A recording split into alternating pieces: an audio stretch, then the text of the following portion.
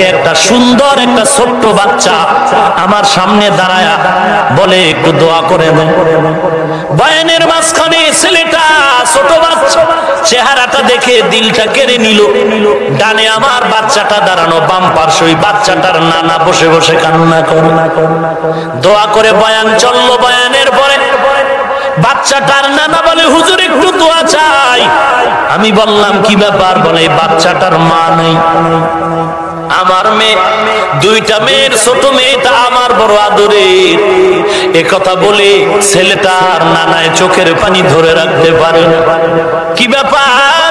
পাশে থেকে এক আলেম বলে হুজুর এই বাচ্চাটার মা শাহাদাতের দরজা দিয়া জান্নাতে চলে যাবে। আমি বললাম কি ব্যাপার? মেয়েটার বাবাকে বললাম বলেন আপনার মেয়েটা কবে মারা গেল? বলে 2 বছর হবে, মাসের 4 তারিখ, সামনে মাস। কেমনে মরে গেল? বলে হুজুর বুঝলাম না, ওর শ্বশুর বাড়ির ওর স্বামী আর ফ্যামিলির লোকেরা এমন ভাবে কুড়াল দিয়া মেয়েটারে কেটেছে, সহ্য করা যায় না। মেয়েটা আমাকে কখনো বুঝতে দেয় না।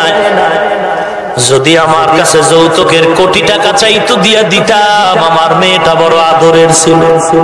কিন্তু মেয়ে আমাকে বুঝতে দেয় না, শুধু মাঝে মাঝে এতটুকু বলতো আব্বা ফ্যামিলিটা বেশি ভালো না। আমি বললাম এই বাচ্চাটার বাবা কই? বলে জেলখানায়। আজকে যারা নারীর অধিকারের স্লোগান দাও, যৌতুকের মামলা বন্ধ করতে পারো না, আমি বরিশালের ভাষায় বলে গেলাম তোমরা লুচ্চা, চূড়ান্ত লম্পট। ইসলাম ছাড়া নারীর অধিকার কেউ দিতে পারে না। নারীর অধিকার যদি রক্ষাই করতে চাও, যৌতুকের ঘরে আগুন লাগায় দাও। এরে নবীর উম্মতের দল, সন্তানের কোরআন পড়াও, আলেম বানাও, সুন্নতের আমলওয়ালা বানায়া দাও। আমার মা একজন মা, এই জমিনে কত সন্তানের মা। আমার বাবাও বাবা, তুমিও সন্তানের বাবা। কত দূর থেকে কত বাবুর বয়ান শুনতে আসছেন। বিনয়ের সাথে বলি, দোয়ার জন্য বলি, অহংকারী না। আমি জানি আপনারা তো জানেন না, হয়তো দূর থেকে অনুভব করেন কি জানি, কিন্তু হাকিকত তো আমি জানি। আমার এলেম নাই, কোনো আমল নাই, মা বাবার চোখের পানি আর আল্লাহওয়ালার নেক নজর এখানে বসে। কারণ আমি জানি আমার থেকে ভালো বড় বড় আলেমের অভাব নাই। দেশে আল্লাহ নিয়ামত, আল্লাহ যদি বেজার হয়ে যায় নিয়ামত ছিনাইয়াও নিয়ে যেতে পারতে পারে। এরে নবীর উম্মতের দল, আল্লাহর দেওয়া নিয়ামত আমি অস্বীকার করার উপায় নাই। আপনাদের কি মনটা চায় না একজন আলেমের মা বাবা হয়ে কবরে যাবে?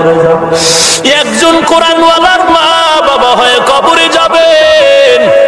অনুরোধ করে বলছি রে মুসলমান, আল্লাহর নবী বলেন নিজেও কোরআন পড়লেন, সন্তানেরও পড়াও। ওরে বান্দা, নিজে আমল করো, অন্যকে আমলের দাওয়াত দাও। নিজের মাথায় টুপি নাই, দাড়ি নাই, তুমি যদি মাইক লইয়া সারাদিন চিল্লাও ইসলামী বিপ্লব চাই, বিপ্লব চাই, এদেশের মানুষ মগানা বুঝে ফেলছে তুমি বড় মুনাফিক। ইয়া আইয়ুহাল্লাযীনা আমানু লিমা তাকুলুনা মা লা তাফআলুন। নিজে আমল করো না, অন্যকে আমলের বয়ান দিও না। নিজের মাথায় টুপি নাই, টুপির বয়ান করিও না। নিজে পর্দা করো না, পর্দার বয়ান করো না। নিজের মধ্যে সুন্নতের আমল নাই, সুন্নতের বয়ান করে লাভ হবে না রে বাবা। যদি সুন্নতের আমলের বয়ান করো, কোরআন শরীফ তো ইমামতির মুসাল্লায় দাঁড়াইয়া সব ইমামরা কোরআন পড়ে। কারো তেলাওয়াতে চোখের পানি ধরে রাখা যায় না, কারো তেলাওয়াত অসহ্য মনে হয়। এগুলো পাগড়ির কারণে না রে বাবা, এটা এলেমের কারণে না, সুন্নতের আমলের বরকত। এরে নবীর উম্মতের দল, আল্লাহর নবী বলেন সৎ কাজের আদেশ দেওয়ার আগে নিজে আগে সৎ পথে চলতে হবে। একটু আগেও দেখলাম দায়ী যারা দিনের কাজ করবে কমপক্ষে 5টা ফর্মুলায় তাদের আগে মজবুত হতে হবে। 1 নাম্বার, উম্মতের ইসলাহের ফিকির নিয়ে চিন্তা করবে আর দোয়া করবে, সুযোগ পেলেই দাওয়াত দিবে, দাওয়াত দেওয়ার আগে তার ব্যবহারটা ভালো করা লাগবে। এজন্য আল্লাহর নবী হাদিসটার শেষ ভাগে বলেন ইজা তাসাবাত উম্মতি সাকাতাত মিন আইনিল্লাহ। মানুষ যখন ঝগড়া গালাগালিতে লিপ্ত হবে আল্লাহ রহমতের দৃষ্টি তখন ফিরায়া নিবে। এরে নবীর উম্মতের দল, আজ এই সমাজে গালি আর গালি, গালি আর গালি।